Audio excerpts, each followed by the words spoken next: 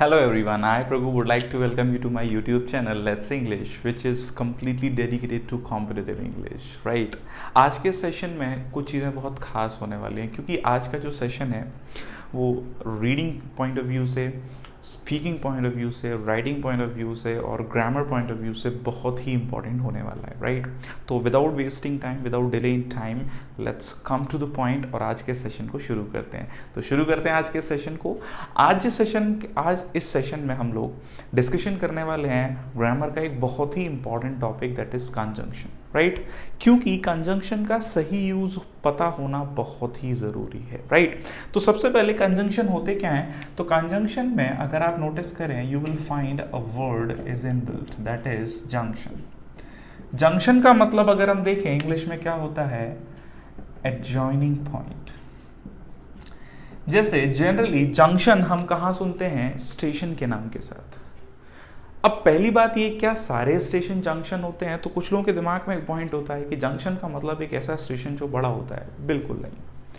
समझने वाली बात, जैसे for example, if we take an example, एक स्टेशन है ए, यहाँ से ट्रेन फॉरवर्ड डायरेक्शन में भी जाती है, बैकवर्ड में भी जाती है, राइट?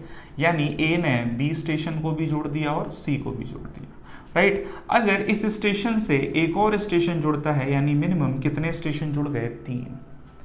मिनिमम कितने स्टेशन जुड़ गए? 3। यानी कहने का मतलब एक ऐसा स्टेशन जो मिनिमम 3 स्टेशन जोड़ता है वो क्या हो जाता है? Junction, right? अब जंक्शन ने जोड़ने का काम किया, तो यहीं से हमारा क्लू वर्ड आता है कि junction is an adjoining point of 2 और मोर देन 2 थिंग्स। तो कंजंक्शन भी क्या काम करते हैं? जोड़ने का। मिनिमम 2 चीजें, मैक्सिमम कितनी भी हो सकती हैं, इसीलिए कंजंक्शंस को इंग्लिश में हम क्या भी कहते हैं? कनेक्टर्स। क्या भी कहते हैं? कनेक्टर्स। और कंजंक्शन क्या काम करते हैं? जोड़ने का। क्या जोड़ने का? 2 सेंटेंस नहीं, केवल 2 सेंटेंस नहीं, सबसे पहले मिनिमम 2 वर्ड्स कोई भी पार्ट ऑफ स्पीच हो सकता है, मिनिमम 2 फ्रेजेस, सेंटेंस के भाग, मिनिमम 2 क्लॉजेस और मिनिमम 2 सेंटेंसेस। यानी कुल मिलाकर हर 2 चीजों को जोड़ने का काम इंग्लिश में किसका है? कंजंक्शन का। ध्यान दीजिए, फ्रेज और क्लॉज के बारे में मैं आपको इंट्रोडक्टरी पार्ट में बता चुका हूं। Group of words which does not give complete meaning, group of words which do not or does not give complete meaning, that is called phrase. clause क्या होता है? group of words जिसका complete meaning नहीं होता, लेकिन इसमें आपको एक subject और verb मिल सकते हैं, राइट? लेकिन phrase में generally आपको subject verb नहीं मिलते, in the morning, in the evening। लेकिन अगर मैंने कहा he said that, केवल इतना, ये आपका प्रिंसिपल क्लॉज हो जाता है। 2 पार्ट हो जाते हैं फिर क्लॉज के, प्रिंसिपल क्लॉज, डिपेंडेंट और सबऑर्डिनेट क्लॉज, वो हम अलग से सेशन में डिस्कस करेंगे। अभी के लिए ध्यान रखने वाली बात कि वर्ड्स 2 मिनिमम वर्ड्स को जोड़ेगा, 2 मिनिमम फ्रेज को जोड़ेगा, 2 मिनिमम क्लॉजेस, 2 मिनिमम सेंटेंस। सब देखिए ध्यान देने वाली बात, राइट? मैं आपके सामने एक एग्जाम्पल लिख रहा हूं। मैंने लिखा Rajiv was an intelligent student, right? Rajiv was an intelligent student and he failed in the exams. वो एग्जाम में फेल हो गया। अब देखिए, इंटेलिजेंट था तो फेल होगा या पास होगा? राजीव अगर इंटेलिजेंट था तो फेल होगा या पास होगा? तो जाहिर सी बात है वो पास होता, लेकिन वो क्या हो गया? फेल हो गया। अब समझने वाली बात, एक पार्ट पॉजिटिविटी रिप्रेजेंट कर रहा है, एक पार्ट नेगेटिविटी। तो अब देखिए क्वेश्चन ऐसे ही बनते हैं। एंड का मतलब होता है और का मतलब क्या है? या तो पॉजिटिव से पॉजिटिव या नेगेटिव से नेगेटिव। लेकिन हम इस सेंटेंस में बात कर रहे हैं, ये क्या है? नेगेटिव से पॉजिटिव, हाँ या ना? पॉजिटिव से नेगेटिव, वाइसी वर्सा। तो कहने का मतलब है, हमें एक ऐसे वर्ड की जरूरत है जो कॉन्ट्राडिक्टरी मीनिंग जस्टिफाई करता है, और इसीलिए यहां हम एंड की जगह क्या लिख देते हैं? बट, वेयर एज, येट, बहुत सारे शब्द हैं। Contradictory word. अब देखिए एग्जाम में आजकल एक नया ट्रेंड शुरू हुआ है, नए तरह के क्वेश्चन आते हैं कि आपके सामने एक कंजंक्शन होता है और 3 या 4 स्टेटमेंट्स लिखे होते हैं और आपसे एग्जामिनर पूछना चाहता है कि इस कंजंक्शन से कौन कौन से सेंटेंस कनेक्ट हो सकते हैं। तो वहाँ वो यही आपकी स्किल्स चेक कर रहा है कि आप रीडिंग एबिलिटी से आप ये पता कर पा रहे हैं ये सेंटेंस नेगेटिव मीनिंग दे रहा है या पॉजिटिव, और उसके अकॉर्डिंग कनेक्ट करना है। तो कहने का मतलब सीधा है, सिंपल है कि एंड और मीनिंग देता है positive positive negative negative, right. But या वेयर एज या अगर हम बात करें येट की, ये ऐसे वर्ड हैं जो कॉन्ट्राडिक्शन देते हैं, और इस सेंटेंस में अगर आप देखेंगे तो यू विल फाइंड कॉन्ट्राडिक्शन तो है, इसीलिए यहां बट की जगह सॉरी एंड की जगह हमने क्या लिखा, बट। तो हमें कंजंक्शन में यही चीज ध्यान रखनी है। अब देखिए अगर आप नोटिस करें तो Rajeev was an intelligent student, एक सेंटेंस हो गया, right. He failed in the exam, एक सेंटेंस हो गया, और जोड़ा किसने, बट ने, तो क्या बन गया, कंजंक्शन। लेकिन अगर मैं एग्जाम्पल लिखूं, ध्यान देना, कहां लिख दें, यही लिख देता हूं, everybody is planning a trip to the USA but me. अब इस सेंटेंस को जरा आप देखें, everybody is planning a trip to the USA, यहां तक अगर देखें तो ये आपका पूरा एक सेंटेंस हो गया, राइट। और सेंटेंस हो गया, आगे क्या आ रहा है, बट। लेकिन आगे अगर आप देखें तो यू विल फाइंड वहां क्या लिखा हुआ है, मी।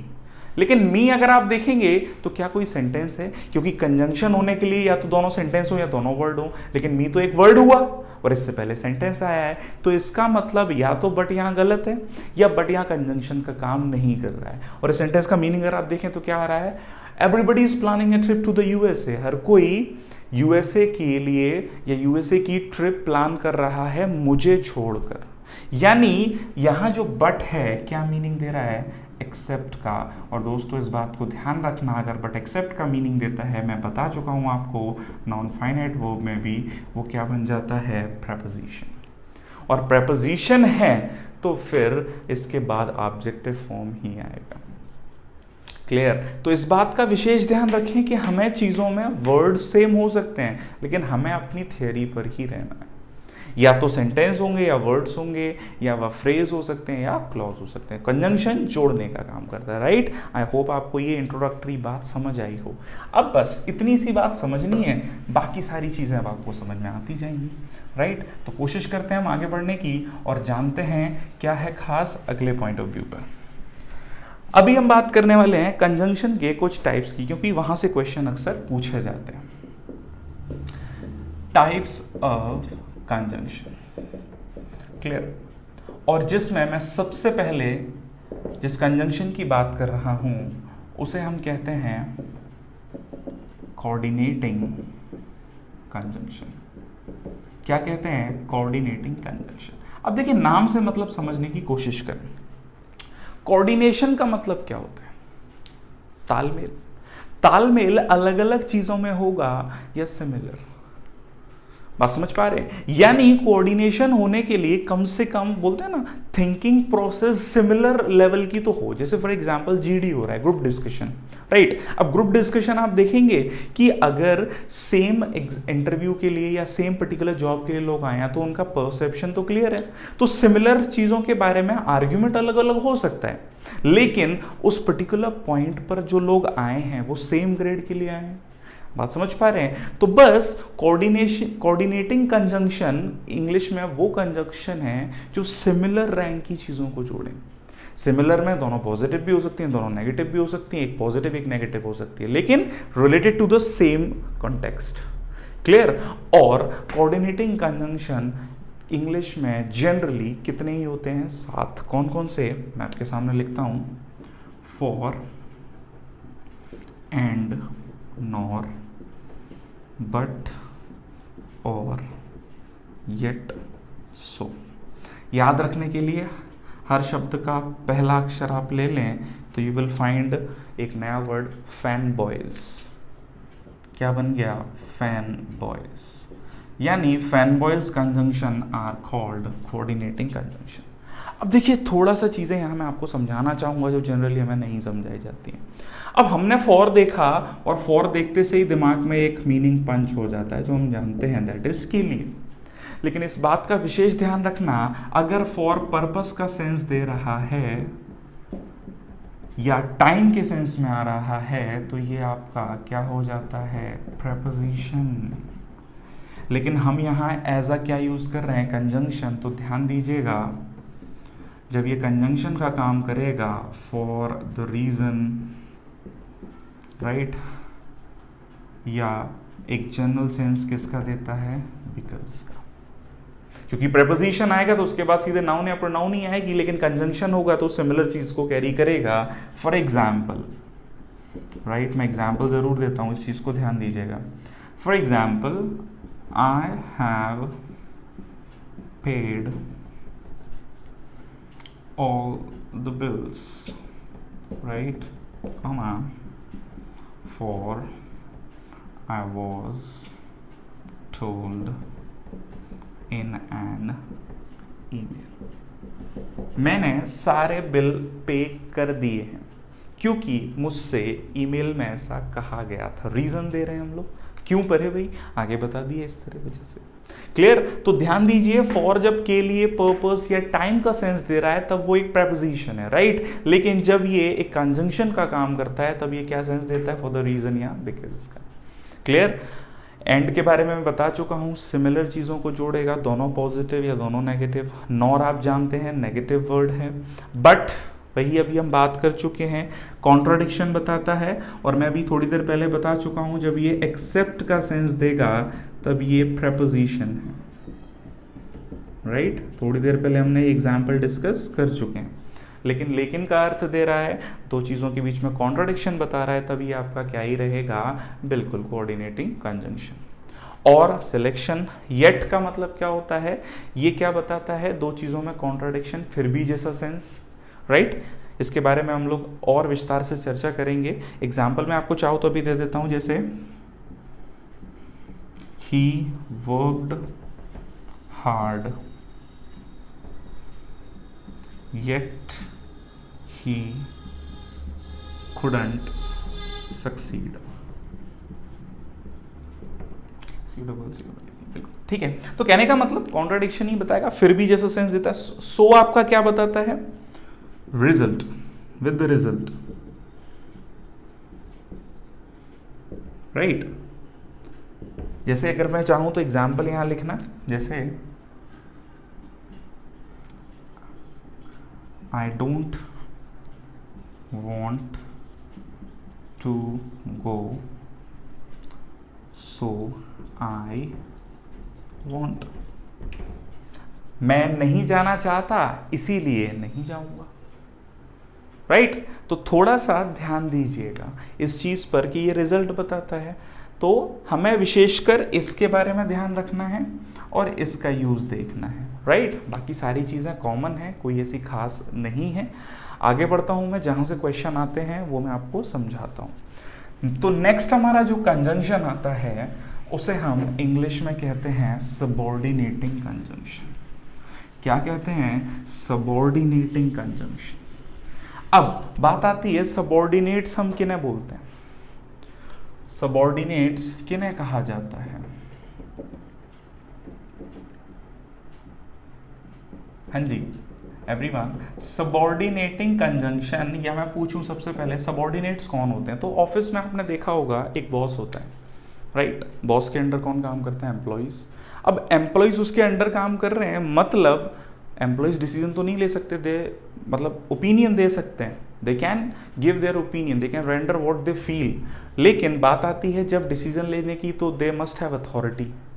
कौन है उनका, बॉस, तो जिससे उनको पूछकर सारी चीजें, यानी वो एम्प्लॉइज किस पर डिपेंडेंट हैं, अपने बॉस पर, किसी भी चीज के बारे में आगे चीजें रेक्टिफाई करने के लिए या रखने के लिए। क्लियर। तो सबऑर्डिनेटिंग कंजंक्शन ऐसे कंजंक्शन जिन्हें एक दूसरे पार्ट की जरूरत है या जो दूसरे पार्ट पर निर्भर है, राइट। जैसे बहुत से वर्ड हैं, when, while, right, as soon as long as, right, केवल as, after, before, unless, until. ध्यान दीजिएगा, अनटिल में सिंगल एल आता है, कुछ टिल में डबल एल है ना। Unless, until, provided that. Provided that का मीनिंग इफ ही होता है ना, इफ, इन केस ऑफ, या इन केस, राइट, केवल, है ना, एक्सेट्रा। तो कहने का मतलब अगर हम देखें इंग्लिश में, ये वो कंजंक्शन हैं जिनका मीनिंग कंप्लीट करने के लिए एक और क्लॉज की जरूरत है। जैसे मैंने बोला यदि कल आप आओगे, क्या ये कंप्लीट है? आपने बोला यदि कल आप आओगे, तो मैंने कहा if you come tomorrow.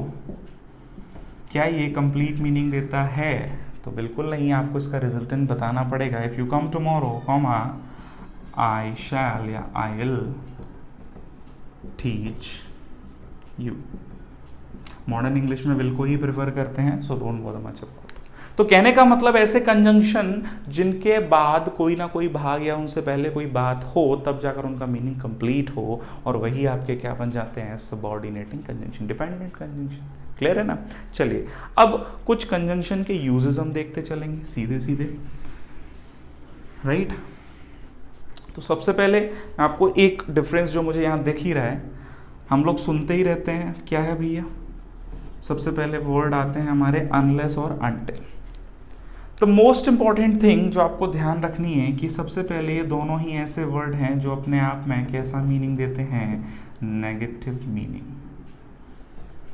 Unless और अनटिल दोनों ही अपने आप में कैसा मीनिंग देते हैं? Negative meaning. अब जिस पार्ट में ये कंबाइन होंगे, ध्यान दीजिए, अब ये चूंकि सबऑर्डिनेटिंग कंजंक्शन है तो इनके साथ एक और पार्ट तो आएगा जो इनके बारे में डिस्क्रिप्टरी डिस्कशन बताएगा या उनके बारे में कोई एक्सप्लेनेशन देगा, राइट। तो जिस पार्ट में ये कंबाइन होंगे वहां कोई नेगेटिव वर्ड नहीं लिखना है।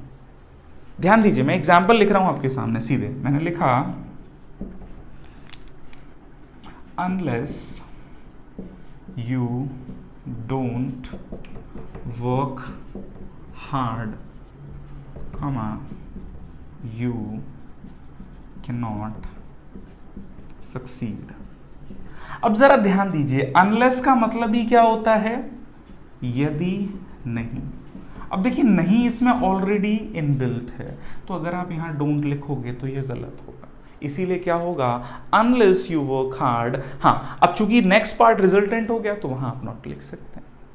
क्लियर? वैसे ही अगर मैं एक और एग्जांपल लिखूं, मैंने लिखा please wait here until the train comes। अब जरा ध्यान दीजिए, हमने क्या लिखा? इंतजार करो यदि ट्रेन नहीं आती या जब तक ट्रेन नहीं आती। तो बिल्कुल the difference is obvious in front of us. Unless purpose बताएगा या रीजन बताएगा, जबकि अगर हमें बात करनी है टाइम के सेंस की, तब हम क्या बात करेंगे? until। अनलेस रीजन या पर्पस, अनटिल टाइम, हम इन्हें इंटरचेंज नहीं करेंगे। और कुछ लोग बोलचाल में, स्पोकन इंग्लिश में एक ट्रेंड सा है अनलेस एंड अनटिल, राइट। तो ये आप बिल्कुल भी यूज ना करें, ये स्लैंग है जो बोलचाल में लोग बोल देते हैं, but you should not use it. Clear? तो अनलेस और अनटिल का डिफरेंस समझ में आता है। नेगेटिव मीनिंग देते हैं, जिस पार्ट में कंबाइन होंगे दूसरा नेगेटिव वर्ड नहीं आता। क्यों? क्योंकि ये ऑलरेडी नेगेटिव है, बाद में आ सकता है या उससे पहले वाले पार्ट में आ सकता है। अनलेस रीजन या पर्पस बताएगा, अनटिल का भी यूज करते हैं टाइम के लिए। क्लियर? आगे बढ़ते हैं, मैं इरेज करता हूं। तो देखिए, चीज़ें ऐसी ऐसे छोटे छोटी चीज़ें छोटे छोटे पैमाने पे आप सीखते चलिए, you will feel better, understood, right. चलिए, आपके सामने मैं कुछ एग्जांपल्स रखने वाला हूँ और आपको बताना है उन तीनों में सही कौन सा या दोनों में। मैंने लिखा पहला first sentence, as soon as the teacher enters the class, then all the students start studying। Clear? First sentence. Second one, if you go there, then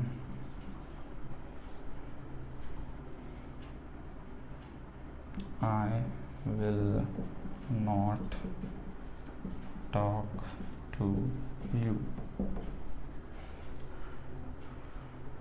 Next, you need not fear as soon as God is with you. Right आपके सामने 3 examples हैं, आपको बताना है तीनों में सही कौन सा है, और जो तीनों में सही है आपके हिसाब से क्यों सही है, थोड़ा सा ध्यान दीजिए। राइट, पहला sentence, as soon as the teacher enters the class then all the students start studying. देखिए पढ़ने में सही लगता है क्योंकि हम हिंदी में बोलते ही हैं, जैसे ही टीचर क्लास में एंटर करता है फिर या तो सारे स्टूडेंट्स पढ़ना शुरू कर देते हैं। लेकिन पॉइंट ऑफ डिस्कशन ये है कि देखिए जब ऑलरेडी ये एक कंडीशनल वर्ड है तो आगे एक और कंडीशनल वर्ड लिखना सुपरफ्लुअस है, इसीलिए यहां आप केवल क्या लिखें, comma. Right, if you go there, फिर से इफ जब कंडीशनल वर्ड लिख ही दिया तो देन की जगह केवल क्या आएगा, खामा। नेक्स्ट देखिए, यू नीड नॉट फियर। अब देखिए एज सुन एज जो है वो आपको क्या सेंस देता है, वाइल, फॉर दैट वाइल, जैसे ही। हिंदी में अगर मैं बोल दूं ना जैसे ही, लेकिन इस सेंटेंस को आप देखें तो यहां क्या आ रहा है, यू नीड नॉट फियर जब तक भगवान आपके साथ हैं या जैसे ही। तो बिल्कुल उस मोमेंट की बात कर रहे हैं हम लोग, इसीलिए सून की जगह क्या होगा, लॉन्ग। तो क्या हो गया, एज लॉन्ग एज, और एज लॉन्ग एज का मतलब क्या होता है, जब तक। आई होप आपको ये बात समझ आई। देखिए छोटी छोटी चीजें, बहुत छोटी बारीकी सी चीजें हैं जो आपको ध्यान से समझनी है, थोड़ा बैकग्राउंड स्कोर अवॉइड कीजिएगा, इट्स फाइन कंप्लीटली, है ना। तो कहने का मतलब सीधी बात जस्टिफाई करने की कि जब सबऑर्डिनेटिंग कंजंक्शन ऑलरेडी किसी कंडीशन को बता रहे हैं तो दूसरा कंडीशनल वर्ड लिखना सुपरफ्लुअस है, इसीलिए देन की अपेक्षा हम किसको प्रेफर करते हैं, खामा को। क्लियर, मैं इरेज करता हूं और हम आगे बढ़ते हैं। तो देखिए छोटी छोटी चीजें हैं जो मैं आपको समझाता जा रहा हूं, राइट, और इन्हें ही आप ध्यान रखेंगे तो it will be very helpful for you. Clear, आगे बढ़ते हैं। नेक्स्ट पॉइंट जरा समझने की कोशिश करते हैं, जरा ध्यान दीजिएगा, ठीक है। कोशिश करना उस चीज को समझें और आंसर करें। देखिए अभी मुझे यहां से एक और चीज याद आती है। देखिए एक होता है सच दैट, एक होता है सच एज। वैसे ये आगे आता है लेकिन मेरे दिमाग में अभी आ गया तो मैं आपको बता देता हूँ। क्लियर, या हाँ थोड़ी देर में समझे, थोड़ी देर में समझते हैं, ठीक है, थोड़ी देर में आपको बताता हूँ इसके बारे में। क्लियर, चलिए आगे देखते हैं हम लोग। अवॉइड कीजिएगा।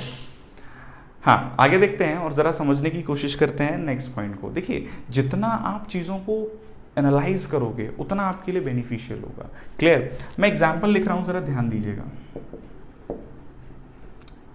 I doubt that he will come to the party. Right? दूसरा, I don't doubt that he will come to the party. सबसे पहला I doubt that he will come to the party, दूसरा I don't doubt that he will come to the party. आपको इन दोनों में बताना है कौन सा सही है। तो पहला क्वेश्चन आपके सामने आता है कि डाउट का मतलब क्या होता है भैया, संदेह। अब मैंने बोला मुझे डाउट है, मतलब हाँ और ना दोनों पॉसिबिलिटी हैं। क्या कंफर्मेशन है? क्या डाउट कंफर्मेशन देता है? बिल्कुल नहीं। तो इसी बात का ध्यान रखें कि इंग्लिश में डाउट हो या डाउटफुल, ये आपको क्या प्रोवाइड नहीं कर रहा, कंफर्मेशन। अब कंफर्मेशन कब नहीं कर रहा, जब सेंटेंस कैसा है आपका, पॉजिटिव। तो जब डाउट या डाउटफुल का यूज हम कहां कर रहे हैं, पॉजिटिव सेंटेंसेस में। मैंने कहा I doubt that he will come to the party, आ भी सकता है और नहीं भी। तो इस बात का ध्यान रखें, दैट इंग्लिश में हम कब यूज करते हैं, जब सेंटेंस का रिजल्ट कंफर्म हो या क्या प्रोवाइड करे, कंफर्मेशन। अब आप नरेशन में जाएंगे तो आपको याद आएगा जितने भी अफर्मेटिव सेंटेंसेस हुआ करते थे रिपोर्टेड स्पीच में, वहां हम जोड़ने के लिए कंजंक्शन दैट लिखते थे, क्योंकि आगे लिखी गई बात कंफर्म है। क्लियर? वैसे ही अगर हम देखते थे वहां पर जब इंटरोगेटिव आते थे तो चूंकि वहां सस्पेंस होता था हाँ और ना वाला जवाब, इसीलिए वहां हम क्या लिखते थे, बिल्कुल इफ का यूज। तो यहां भी आ सकता है और नहीं भी, तो बस इफ के साथ या तो वेदर लिखेंगे या इफ। यानी जब डाउट या डाउटफुल पॉजिटिव सेंस में यूज हो रहा है तो इसका कंजंक्शन क्या बनता है भैया, इफ या वेदर। राइट? वहीं अब दूसरा सेंटेंस आप पढ़ें तो यू विल फाइंड क्या लिखा हुआ है, आई डोंट डाउट, मुझे डाउट नहीं, मतलब कंफर्म हूं, तो यहां पर किसका यूज सही है, दैट का। यानी डाउट या डाउटफुल जब किस सेंटेंस में, किस सेंस में आए, नेगेटिव सेंटेंसेस में, तो उनका कंजंक्शन क्या ही रहेगा, दैट। इस बात का विशेष ध्यान रखें। तो देखिए दैट के बारे में अगर हम थोड़ी और चर्चा बढ़ाएं तो दैट के बारे में एक चीज क्लियर है, दैट कंफर्मेशन देता है, रिजल्ट देता है, कंक्लूजन देता है। राइट? और इसी कंक्लूजन के आधार पर मैं आपको आगे वाली चीजें और बताता हूं। मैं इसको इरेज करता हूं। आई होप आपको ये बात समझ में आए। डाउट या डाउटफुल अगर पॉजिटिव सेंस में है तो इफ या वेदर, और डाउट या डाउटफुल अगर नेगेटिव सेंटेंस में है तो दैट, क्योंकि कंफर्मेशन है। क्लियर? आगे देखते हैं।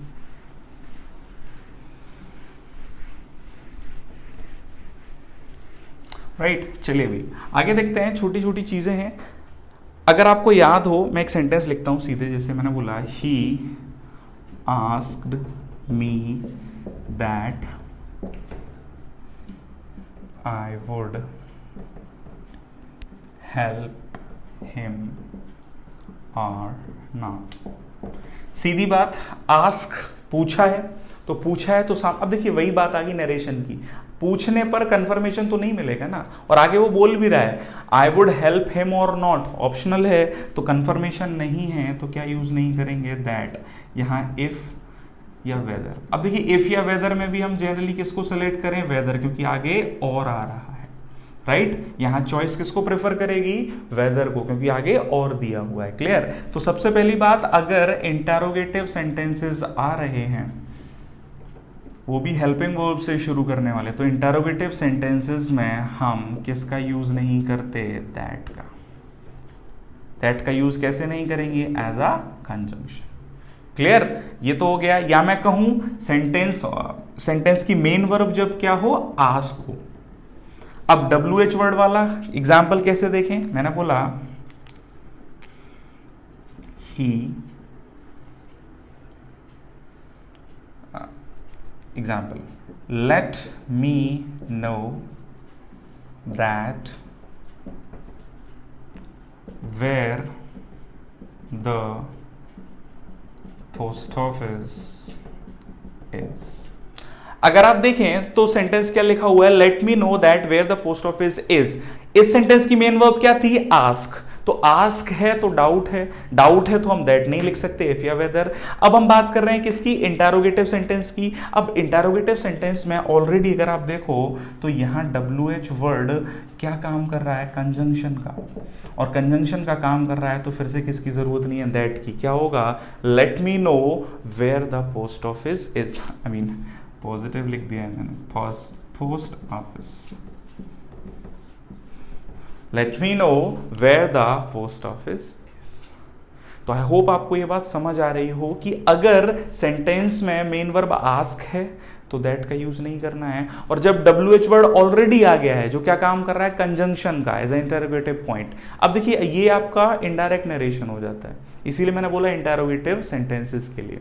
राइट? तो ये ऑलरेडी क्या काम कर रहा है, कंजंक्शन का, और जब कंजंक्शन का काम कर रहा है तो किसकी जरूरत नहीं है, दैट की। इरेज करता हूं मैं, तो दैट कंफर्मेशन के लिए आ रहा है। बस इतनी सी बात है जो आपको ध्यान रखनी है। राइट? चलिए भाई आगे बढ़ते हैं। अच्छा एक सेंटेंस में लिखता हूं, मैंने बोला ही called me as a fool. He called me as a fool. अब देखिए कॉल जब बुलाया ही तो फूल के जैसा बुलाएगा या फूल बुलाएगा? तो क्या अननेसेसरी है? As, right? तो सीधी बात है, कॉल हो गया, जैसे मैंने बोला एक और example, we made him as captain of our team. तो नोटिस करने वाली बात, जब ऑलरेडी हमने यहां क्या बोल दिया कि बनाया ही क्या, कैप्टन, तो किसकी जरूरत नहीं है? एज की। लेकिन मैंने बोला we respect him as our elder. तो रिस्पेक्ट किसी एल्डर की तरह कर सकते हैं, तो इसीलिए यहां क्या सही है? As, right? तो ध्यान दीजिएगा, कॉल, मेक और नेम, इन तीनों वर्ब के साथ किसका यूज नहीं करना है? एज का। कॉल, मेक, नेम, इनके साथ किसका यूज नहीं करना है? एज, क्योंकि इनका मीनिंग बिना एज के कंप्लीट है। लेकिन अगर मैं बात करूं represent, depict, describe, respect, regard, right, etc. define, इन वर्ब के साथ आप क्या लिख सकते हैं? एज, क्योंकि हम किसी की तरह डिफाइन कर सकते हैं, किसी की तरह रिस्पेक्ट कर सकते हैं, किसी की तरह ट्रीट कर सकते हैं, राइट? तो इस चीज़ को आप विशेष ध्यान रखिएगा। एग्जाम्पल है बस छोटे, ये चीज़ मैं क्यों बता रहा हूँ, क्योंकि वर्बली हम गलती कर देते हैं ना बोलते समय या लिखते समय। क्लियर? एरेज करता हूँ मैं ये। अब मैं आपको वही बात बताता हूँ जो मैंने अभी थोड़ी देर पहले छोड़ी थी, सच दैट या सच एज वाली। क्लियर? ये अक्सर क्वेश्चन रहा है और हर बार स्टूडेंट्स मुझसे पूछते हैं कि सर ये कैसे, मैं आपको आज समझाता हूँ। मैं दो एग्जाम्पल लेता हूँ। Such was her behaviour that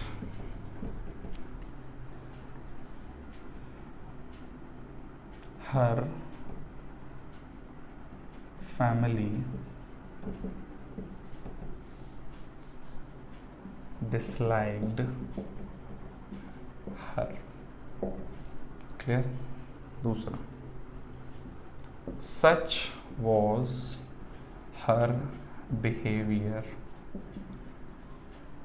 that had been expected. समझने की कोशिश करते हैं। थोड़ी देर पहले मैं आपको ये बात बता चुका हूं, दैट क्या बताता है? कंफर्मेशन या कंक्लूजन। दैट क्या बताता है? कंफर्मेशन या कंक्लूजन। सीधा सा लॉजिकल फंडा है। अब आप देखेंगे तो such was her behaviour that her family disliked her, result आ रहा है तो बिल्कुल उसके बिहेवियर का रिजल्ट आया, इसका मतलब यहां क्या सही है? दैट। अगला example, such was her behaviour that had been expected, जिसकी अपेक्षा की गई थी। रिजल्ट तो नहीं है, एक क्या है? General sense. इसका मतलब यहां क्या नहीं आएगा? दैट। आपको याद होगा स्कूल टाइम पर हम एग्जाम्पल्स देते थे सपोर्ट करने के लिए, तो क्या लिखते थे? सच दैट या सच एज। बिल्कुल। तो समझने का पॉइंट है, केवल छोटी सी बात है, सच के साथ दैट आता है जब रिजल्ट हो या कंक्लूजन हो, राइट? सच के साथ एज आता है जब उसी सेंस को सपोर्ट करें या कोई जनरल सेंस दें। क्लियर? बहुत छोटी सी बात है जो मुझे आपको समझानी थी। आई होप आपको ये बातें समझ आई हों कि दैट कंफर्मेशन बताता है, बस मेजर बात। Clear? So there were a lot of things जो बाकी हैं, जो हम नेक्स्ट सेशन में कंप्लीट करेंगे कुछ और एग्जाम्पल्स के साथ। आई होप आपको आज का सेशन समझ में आया हो। जो भी आपकी क्वेरीज हैं आप कमेंट सेक्शन में पूछ सकते हैं। कोशिश कीजिए इन्हें रिवाइज करें और बहुत ज़्यादा हेल्पफुल होंगे आपके एग्जाम के लिए। क्लियर? सो आई होप आज का सेशन आपको समझ आया हो। नेक्स्ट सेशन में मिलेंगे। पढ़ते रहिए, सीखते रहिए, समझते रहिए। Till then take care and thank you very much for watching this video.